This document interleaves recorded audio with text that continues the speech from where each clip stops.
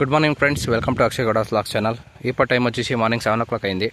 So last వీడియోలో basal dose ఏమి ఇచ్చినానని మీకు బ్యాక్టీరియల్ బైట్ లేకుండే తోటకి ఏమి ఇవ్వాలని వీడియో చేసింటి.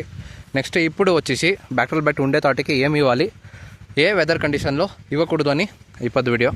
సో ఫస్ట్ వచ్చేసి మాకు వెదర్ కండిషన్ ఎలా ఉండాలంటే, సో నార్మల్గా ఎండ ఉండి వెదర్ వాన లేదు, ఏమీ లేదు, సో వెదర్ బాగుంది అన్నకట్టు ఉంటే సో బేసల్ డోస్ అంటే స్టోరేజ్లో ఈ ఫ్రూట్ సైజ్ ఇంప్రూవ్ చేసేదానికి ఫర్టిలైజర్స్ ఇవ్వాలి.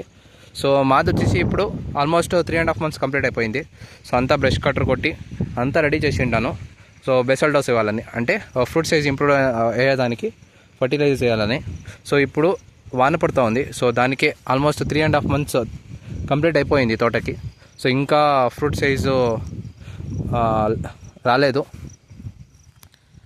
సో ఇప్పుడు ఏమైనా నేను ఈ వాన పడుతూ ఉంది కదా, సో ఇప్పుడు ఏమైనా నేను ఫర్టిలైజర్స్ ఇస్తే ఏమవుతుందంటే నైట్రోజన్ కంటెంట్ ఎక్కువైపోయేసి సో బ్యాక్టీరియల్ బైట్ ఎక్కువైతుంది, ఆమెకి ఫంగల్ ఇన్ఫెక్షన్ కూడా ఎక్కువైతుంది. సో దానికే ఇప్పుడు ఇవ్వట్లేదు.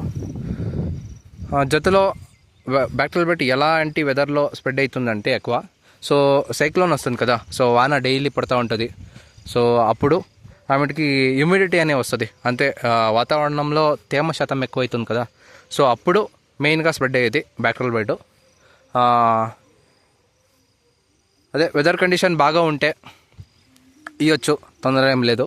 సో వెదర్ కండిషన్ బాగా లేదు అనేవాళ్ళు సో కొంచెం లేట్గా ఇచ్చేసి కొంచెం ఫ్రూట్ సైజ్ కాంప్రమైజ్ అయితే సో నెక్స్ట్ ఇయర్కి ప్లాంట్ ఉడుచుకుంటుంది.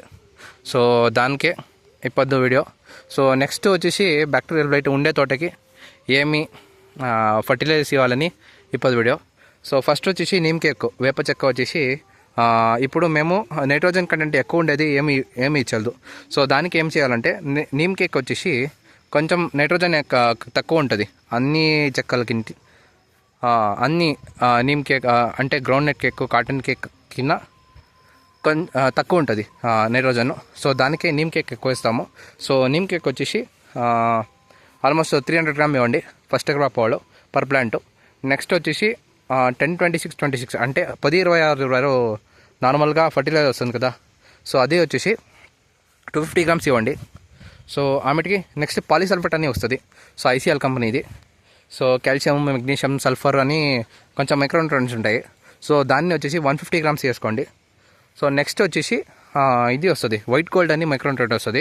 సో దాంట్లో ferrous sulphate, magnesium sulphate, manganese sulphate, ఆమెకి ఇంకా 3-4 వెరైటీస్ ఉంటుంది. అంటే ఆల్మోస్ట్గా 5 to 6 వెరైటీస్ ఆఫ్ మైక్రోన్యూట్రియెంట్స్ ఉంటుంది. సో ఒకే బ్యాగ్లో. సో ఒక్క బ్యాగ్ని ఏం చేయాలంటే అన్నీ కుమిరిచ్చేసి ఒకే తర్వాత మిక్స్ చేసుకోవాలి. సో మిక్స్ చేసి వన్ ప్లాంట్కి సో 150 grams ఇవ్వాలి. ఎలాంటే మైక్రోన్యూట్రియెంట్ ఎంత ఇస్తే అంత బ్యాక్టీరియల్ బైట్ కంట్రోల్గా ఉంటుంది. సో దానికే. సో ఇది ఇప్పుడు వీడియో. సో వీడియో ఇన్ఫర్మేటివ్గా ఉంటే లైక్ చేయండి, షేర్ చేయండి, సబ్స్క్రైబ్ చేసుకోండి. సో అందరూ వీడియో చూస్తున్నారు. సో ఫస్ట్ 2 నిమిషాలు ఫస్ట్ వీడియో చూస్తున్నారు, ఆమెకి చూస్తూ ఉండలేదు. సో కొంచెం స్కిప్ చేస్తాను. సో వీడియో మిస్ అవుతుంది, అంటే ఇన్ఫర్మేషన్ మిస్ అవుతుంది. సో ఫస్ట్ నుంచి లాస్ట్ వరకు వీడియో చూడండి. So thanks for watching the video. So video ఇష్టమైతే లైక్ చేయండి, షేర్ చేయండి, సబ్స్క్రైబ్ చేసుకోండి. Thanks for watching the video.